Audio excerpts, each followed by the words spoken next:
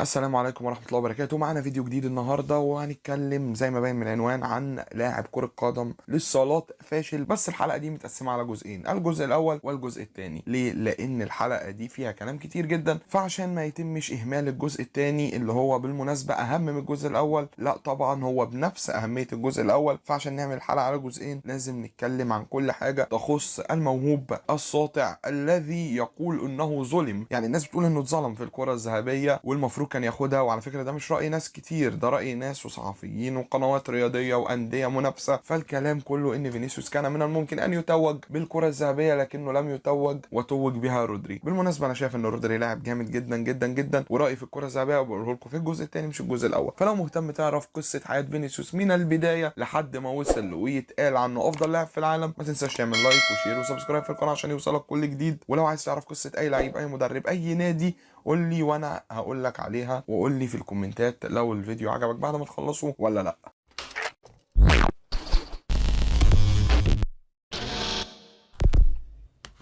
خلينا نخش في الموضوع على طول ونعرف مين هو فينيسيوس جونيور. فينيسيوس جونيور هو لاعب برازيلي مواليد 12 يوليو سنة 2000. انا اول مرة في حياتي اعمل قصة حياة حد اصغر مني، فدي هتبقى حاجة غريبة شوية. فهو من مواليد 12 يوليو سنة 2000 وهو لاعب برازيلي الجنسية، طبعا من مواليد عائلة فقيرة لأسرة فقيرة. تقريبا الكلام ده كله بيتقال على لعيب البرازيل، بس هو كان ظروفه صعبة زيه زي غيره في البرازيل، ما كانتش ظروفه احسن حاجة. والده شافه وهو عنده 6 سنين وهو كان بيلعب كرة مع زمايله وعمال يرقص في الاول في التاني في التالت في الشارع، اصلا ما كانش بيلعب في حته. ابوه زي اي اب برازيلي محترم قال له ما تيجي يا ابني نلعبك كوره، يمكن تبقى زي اللعيبه الجامده اللي بنشوفها دي وتاخد فلوس وتنططنا من حته الفقر لمنطقه تانية خالص. بالمناسبه فينيسيوس والده اسمه فينيسيوس لان اسمه فينيسيوس، فما دام اسمه فينيسيوس جونيور يبقى والده كمان هيبقى اسمه فينيسيوس. فالحاج فينيسيوس الكبير خد فينيسيوس الصغير وراح يقدم له على مكاتب فلامينغو لاكتشاف المواهب، ودي بتكون لكرة القدم للصالات مش كرة القدم العادية بتاعتنا. فاتقبل وقعد يتدرب مع فرق الصالات في نادي فلامينغو وقعد يتمرن ويلعب، وكمان بعدها في عام 2006 اكتشف نفسه كلاعب للصالات، فبدأ يتمرن 2007 و2008 حتى جاء عام 2009 نادي فلامينجو للصالات رفضه عشان سنه صغير وحجمه كمان صغير، ما يقدرش يستحمل الملعب والكتاف اللي هياخدها هيروح في داهيه خالص. فقالوا له لا انت مش هتنفع، تعالى السنه الجايه يكون حجمك كبر وسنك كبر. فهو 9 سنين خد قرار مهم جدا ان هو يركز في كره القدم العاديه. كره القدم الصالات لا انا مش حاببها قوي ومش عايزها قوي. في 2010 وتحديدا بقى في اغسطس 2010، احنا بنتكلم في زمن قريب مش بعيد، بس هو كان لسه عنده 10 سنين تقريبا او 10 سنين وشهر بالظبط عشان يبقى الكلام بالظبط. في اغسطس 2010 بقى اجتاز اختبارات فلامينغو او فلامينجو، النادي البرازيلي المعروف نادي فلامينجو طبعا كلنا عارفينه. ومن وقتها هو مع نادي فلامينجو، بس كان عايش مع عمه لان هو اقرب للنادي، وزي ما قلت لك ظروفهم وحشه فمش هيقدروا يودوه ويجيبوه كل يوم ويصرفوا المواصلات دي كلها، لان هي فعلا رحله كانت شاقه جدا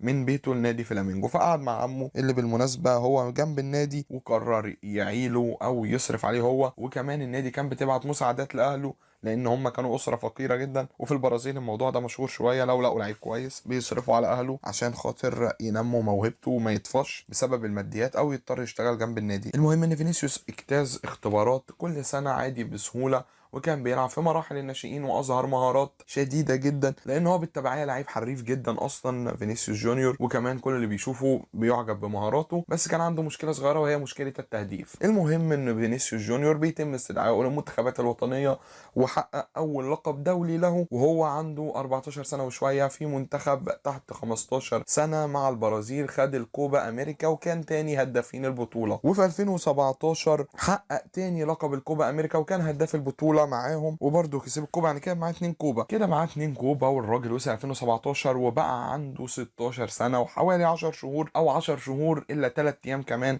لان في 9 مايو 2017 في سن 16 و10 شهور الا 3 ايام لو عايز بالظبط بيتدرب فينيسيوس اول تمرينه له مع الفريق الاول لمهاراته الشديده، ومعاه 2 كوبا والراجل هداف الكوبا وكان تاني هدافين الكوبا وهو عنده 15 سنه ولاعيب دولي برازيلي. فالطبيعي ان يتم تصعيده للفريق الاول. بعد ما تم تصعيده للفريق الاول بعدها ب4 ايام بعد التدريبات المدرب حب يشوفه في الملعب احسن في 13 مايو 2017. واحفظ التاريخ ده كويس جدا لان فينيسيوس جونيور بيشارك في اول مباراه رسميه في حياته وهو لاعب فوق السن القانوني، لان اقل حاجه تلعبها 16 سنه، فهو ب 16 سنه و10 شهور بدا مسيرته الاحترافيه مع فريق الكبار. نزل امتى؟ نزل في الدقيقه 82 بالظبط امام اتلتيكو مونيرو، لكن لم يسعفه الوقت وانتهت المباراه بالتعادل 2-2. الاوقات دي وقبلها كمان باسبوع او اسبوعين كشافين ريال مدريد كانوا في كل حته بيدوروا على المواهب البرازيليه الشابه، لان من ساعه غلطه رونالدينهو المشهوره وهم بيدوروا على خليفه بيليه كما يقولون، او زي ما بيقولوا يعني ان بيليه هيجي من البرازيل تاني،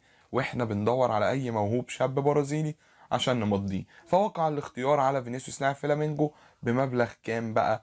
46 مليون يورو. بس هو الذكاء كان من نادي فلامينجو، لان قبل ما نادي ريال مدريد يمضي معاه، ريال مدريد اتفاجئ ان فلامينجو جدد عقد فينيسيوس جونيور حتى عام 2022. انا معايا جوهره مش هسيبها، وعرفت ان ريال مدريد بيفتش على شباب، فاحنا جددنا عقد فينيسيوس جونيور وحطينا الشرط الجزائي 45 مليون يورو، فريال مدريد اشتراه بكل هدوء ب 46 مليون يورو ليصبح اصغر لاعب برازيلي تحت 19 سنة وأغلى صفقة بتروح ريال مدريد، وتاني أغلى صفقة للاعب برازيلي في التاريخ بعد نيمار جونيور اللي اشتراه برشلونة من نادي سانتوس. لكن تم الاتفاق ان طبعا فينيسيوس هيروح في يوليو 2018 يوم عيد ميلاده ال 18 لنادي ريال مدريد، وهيعلنوا عن الصفقة في الوقت ده، وهيسافر من البرازيل لأسبانيا.